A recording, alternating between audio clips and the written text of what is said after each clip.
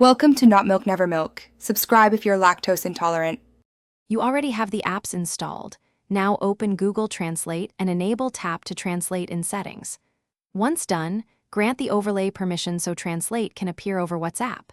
Make sure language pairs are set correctly, your language and the contact's language.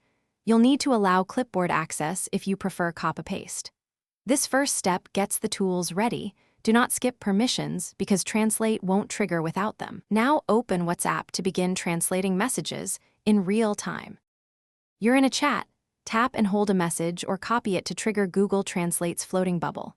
Once the bubble appears, tap it to view an inline translation without leaving WhatsApp, or open the full app for more context. Make sure automatic language detection is active so Translate picks the right source. If it misidentifies, manually switch languages in the bubble. This middle step keeps your conversation flowing while preserving original text for clarity. You can reply by typing or using Translate's microphone to convert your response into the recipient's language, then paste or send the translated text in WhatsApp. If the bubble disappears, stop and restart both apps and re-enable overlay permissions in system settings. This fixes most issues. Once done, make sure your internet works. Alternatively, download offline language packs to translate without a connection. If translations feel wrong, adjust phrase.